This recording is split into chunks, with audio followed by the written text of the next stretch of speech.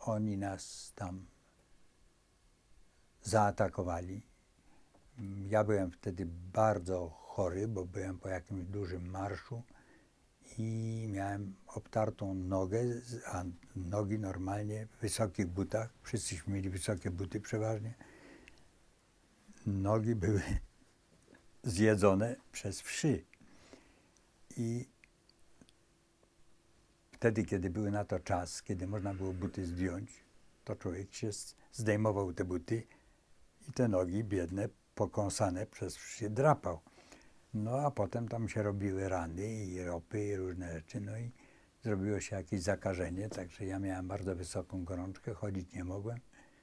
On leżał, komendant wyjął mapy i kombinował, jak tu z tej opresji wyjść, którędy tu można im umknąć jakoś. Rozłożył sobie te mapy i widziałem, jaki on był spokojny, kompletnie. Przecież kanonada była taka dookoła, że wiadomo było, że zaraz my będziemy wojować. A on se leżał spokojnie, siedział sobie na tym kocu i te mapy przyglądał.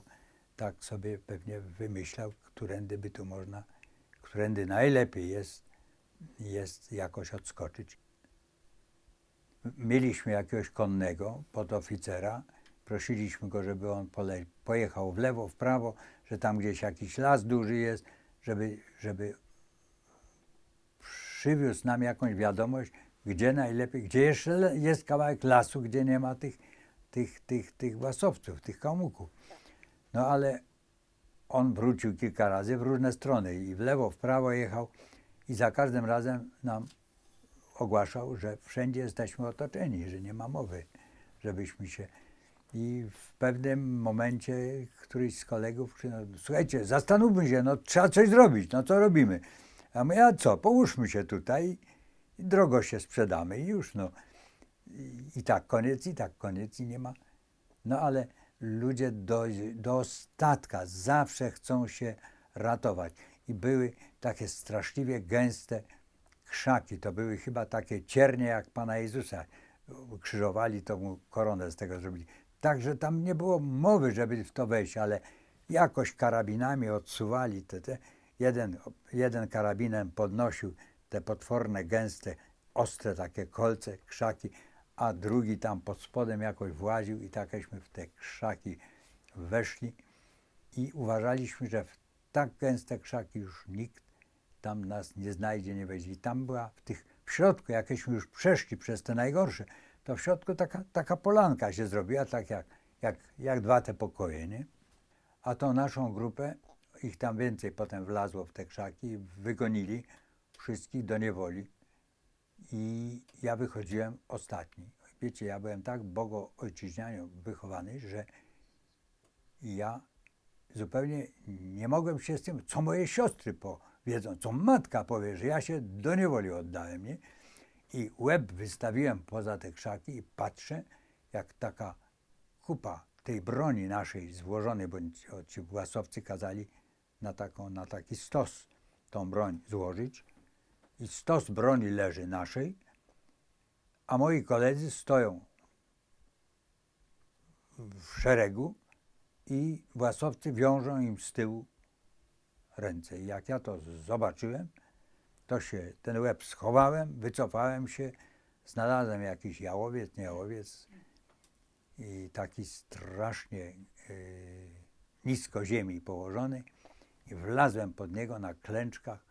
Tego stena bez magazynu wsadziłem między nogi, sam na łokciach się tak oparłem tam i tak sobie tam przesiedziałem, aż się zaczęło uspokajać. Ci własowcy powiązali tych moich kolegów i słychać było te ich okrzyki, bo oni jak się posuwali do przodu, to krzyczeli ura, ura, tak sobie animuszu dodawali, a poza tym oni byli strasznie pijani wszyscy. W każdym razie jak któryś z nich zginął, a żeśmy obmacywali, jaki on tam ma sprzęt przy sobie, to zawsze mieli manierki napełnione jakimś bimbrem. No i ja słyszałem, że te głosy się bardzo oddalały. Już się noc zupełna zrobiła i nagle ktoś zaczął gwizdać jeszcze Polska nie zginęła. No to ja po jakimś czasie odgwizdałem mu. No to on mówi, ilu was jest? Ja mówię, ja jestem jeden. A nas jest jeszcze 4 chyba. To okazuje się, że jeszcze takich mądrych jak ja to się znalazło 4. No i potem wyleźliśmy z tych krzaków. Któryś tam miał zapałki, tośmy świecili tymi zapałkami, żeby zobaczyć, czy się znamy, czy się nie znamy. Oddział Szarego miał około 500 ludzi. Także trudno było wszystkich znać. A to w przeważającej części byli chłopcy z Wileńszczyzny, bo oni stacjonowali w Campinosie, a do Campinosu przeszła grupa Doliny z Wilniakami, z Nowogródczyzny.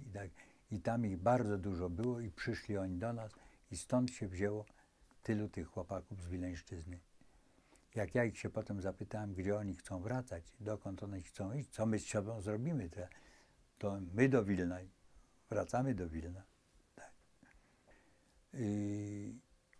No i ja pomaszerowałem, pożegnałem się z tymi Wilniakami. Ja uważałem, że ja muszę dojść do jakiej wioski, żeby mi dali pomoc. Ja byłem tak zmęczony i tak chory, z taką gorączką, że musiałem poleżeć gdzieś.